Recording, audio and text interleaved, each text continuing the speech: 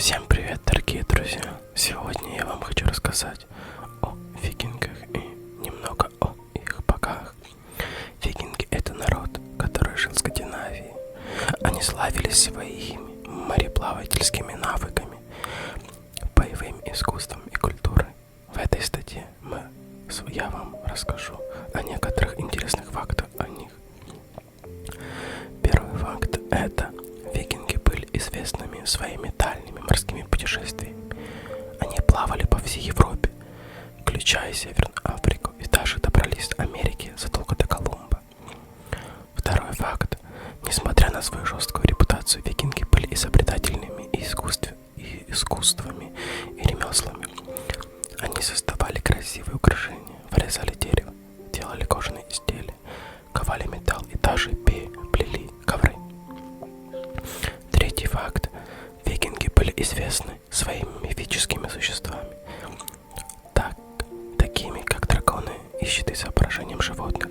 Эти символы были распространены по всей викингской культуре и часто использовались для украшений кораблей и оружия. Четвертый факт. Женщины в викингском обществе имели более высокий статус, чем в других обществах своего времени. Они могли наследовать имущество, участвовать в торговле и даже воевать. Пятый факт. Викинги использовали руны для письма, и они также верили в магию и проводили обряды. Они даже верили в нескольких богов, включая Одина, Тора и Локи. Шестой факт. Викинги были известны своими драками и битвами, но они также умели устраивать празднества и фестивали, на которых пели, танцевали и пили. Эти празднества иногда продолжались несколько дней. Седьмой факт. Викинги использовали длинные лодки, чтобы путешествовать по воде. Эти лодки были длиной до 36 метров и могли вместить до 60 человек. Восьмой факт. Некоторые из наиболее известных викингов в истории включают Рагнара Лодбрака, Эрика Красного и Лейфа Эриксона. Рагнар Лодбрак, по легенде, был самым известным викингом и правил Швецией и Данией в 19 веке. Девятый факт. Викинги использовали свои длинные лодки не только для путешествий и для налетов и захвата добычи. Они захватывали не только золото и серебро, но и живых людей, которых затем продавали в рабство. Викинги были известны своей боевой техникой и использовали различные виды оружия, такие как топоры, мечи, копья, щиты. Они также использовали кольчуги и шлемы для защиты. 11 факт. Викинги были первыми европейцами, которые установили контакты с народами Северной Америки. Они добрались до Ньюфаундленда и Финланда. Современный Лабрадор в X веке. Викинги использовали плеч для обработки металла, которые могли достигать температуры более 1300 градусов Цельсия. Они использовали этот метод для ковки оружия и украшений. 13 факт. Викинги использовали специальные каменные надгробия, называемые рунистоунами, чтобы запечатлять свои достижения и события. Многие из этих надгробий до сих пор существуют в Скандинавии. 14 факт. Викинги верили в судьбу и в то, что их жизнь определяется богами. Они также верили в Вальхаллу, место, куда отправлялись воины, умершие в бою, чтобы продолжить свою жизнь вместе с Одином. 15 факт. На древних скандинавских языках слово «викинг» означало «плавающий воин», что отражает их склонность к захвату и налетам на другие земли. Однако не все скандинавские мореплаватели были викингами, и не все викинги были мореплавателями. Викинги были народ, который оставил значительный след в истории мира. Их культура и искусство продолжают удивлять и вдохновлять людей по всему миру. Всем спасибо. А теперь я вам расскажу о древних норвежских богах. А теперь продолжим о богах. один. Один. Верховный бог в скандинавской мифологии. Центральная фигура. Кроме главного, имеет еще несколько имен. Всеотец. Херьян. Хникар. Хникуд. Фьольнир Оски Оми. Пивлити. Свитер. Свирдер. Витрер. Яльк. Яльк. Одно из самых мудрых существ это свойство отдал свой левый глаз. Тогда он исполнил и спил знаний у источника Мимира. Но и этих знаний ему не хватало. Тогда он повесил себя на суку мирового древа Игдрасиля и проткнул себя копьем. Провисев 9 дней, он прошел через смерть и познал бесконечную мудрость. После этого он получил еще одно имя — повешенных. На голове темная шляпа, на плечах сидят два ворона — Хугин и Мунин, думающий и помнящий. Они летают по миру, а затем возвращаются и рассказывают обо всех новостях своему хозяину. В ногах у Одина 2 собаки — Керри и Фреки. Жадный и прошожливый, имеет личный артефакт — копье Гунгнир, выкованное карликами. Семиногий конь Слейпнир быстро доставляет своего бога куда только Один пожелает. Практически ни одного события не происходит без этого бога. Он либо источник появления каждого эпизода события, либо непосредственный участник. Глобальная роль неоднозначно он коварен, умен. Великий волшебник способен превращаться в любое существо.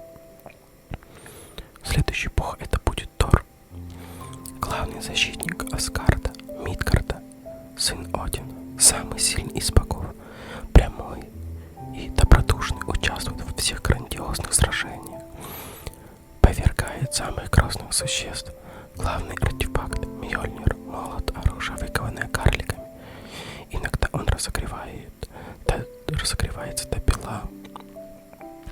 Поэтому Тор носит перчатки, во лбу торчат осколки большого камня, точила, напоминание о битве с великаном Хрунгниром.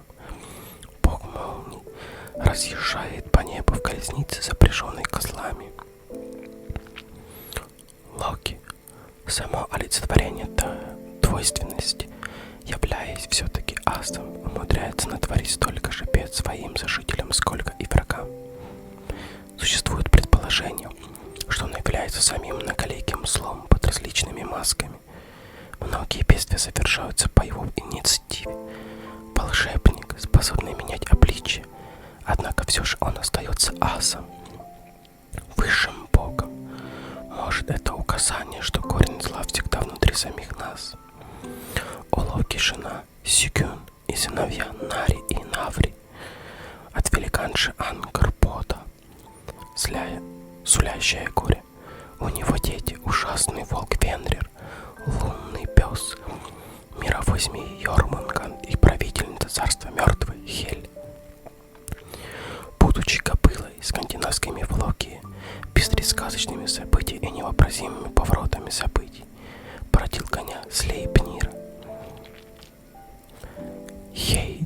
Хеймдаль или Рик, сын Одина, белый ас, охраняет мост Пёврист, вход в Вальгаллу, жилище асов, путешествовал по земле и помогал людям. Самый близкий к ним бог. У него есть конь, золотая челка и рог Кьялярхон. Его слышно во всех 9 мирах. Рик — родоначальник сословий людей, конунгов, бондов и треллей, рабов. Фрейя — самая красивая богиня любви. Дочь Ньорда ездит в колеснице, запряженной 2 кошками. Часто ездит вместе с Одином на поля сражений. Половину павших забирает себе Один, а половину Фрейя. Владеет орлиным оперением, позволяющим владельцу обратиться птицей. Присингамен — ее чудодейственное ожерелье, пояс, выкованное карликами. Фрейя — богиня плодородия, природы. Брат Фрейи ездит на вепре золотая щетина, владеет самым быстрым и искусным кораблем Скинпланир, сделанный карликами. Сив, жена Тора, сыновья Моти и Магни. В семье есть многообещающий пасынок Уль. У нее золотые волосы, сделанные карликами после того, как Локи обрезал настоящие. Браги, сын Одина. Бог скальдического искусства, первый скальд. Бальдар, сын Одина, светлый бог плодородия, мира и красоты. Хет, сын Одина, слепой бог, убил своего брата Бальдра по наставлениям Локи. Видар, сын Одина, бог войны. Хенир, простодушный брат Одина. Уль, пасынок Тора и Сив, бог охоты и стрельбы из лука. Варсетти, сын Бальдра, бог справедливости и правосудия. Вали, сын Одина, мститель. Велунд, кузнец, покровитель путников, также считается верховным богом сверхов, карликов, выковывающих прекрасные вещи. Карлики — это гномы, чтобы вы знали. Фрик, жена Одина, покровительница брака и супружеской верности. Сага, богиня прорицания. Эйр, заведует врачеванием.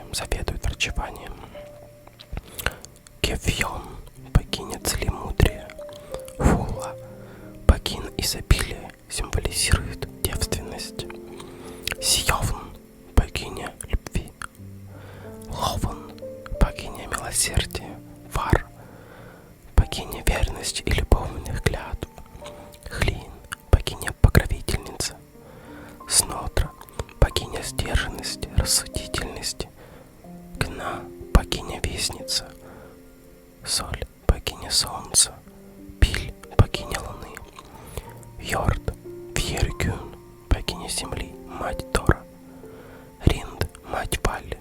Сканди, богиня охоты, лучше всех ездит на лыжах.